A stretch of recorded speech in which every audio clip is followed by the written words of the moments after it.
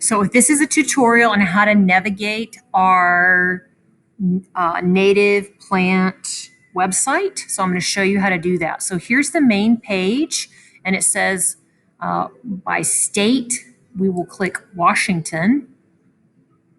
So now here I am in Washington, and I'm going to go to general appearance, and you have many choices here. You can pick herb, subshrub, or shrub. You can pick herb or subshrub or shrub. I'm going to choose shrub today. Please don't pick trees because we don't have room to plant any trees. Okay, so I'm going to pick shrub. You could pick herbs. And then duration of lifespan. We want perennials because they live for a long time. Now I'm going to hit shade and I'm going to hit dry because that is what that particular portion of the school garden looks like down by the end of the greenhouse. It's very dry. And now I have a whole bunch of choices. So I can kind of look at these and see which one do I think looks interesting. I'm going to go look at this one. I like those red berries.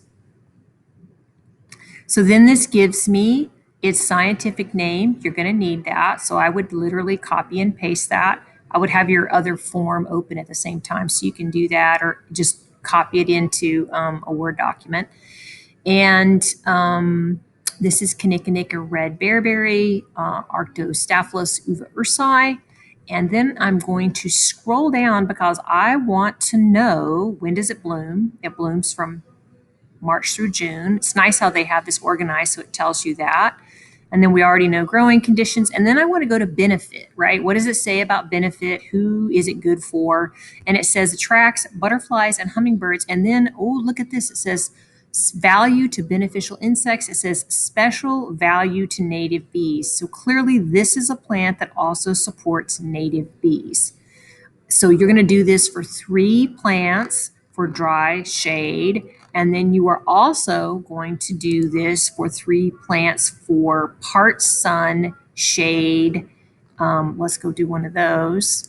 And I'm going to pick an herb and a perennial. I'm going to go part sun. And I'm going to go dry. And then I'm going to say Neuroma search. And then you're going to do it for 3 of those, right? So these are different plants, and we could go and look at one of these, see what it says. Isn't that a cool plant? That's columbine. It's very beautiful. Bloom time. When does it bloom? Benefit.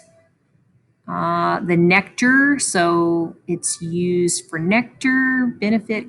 It attracts hummingbirds. So that would be a good one for hummingbirds, not necessarily for bees, but for hummingbirds. So I hope you found that helpful.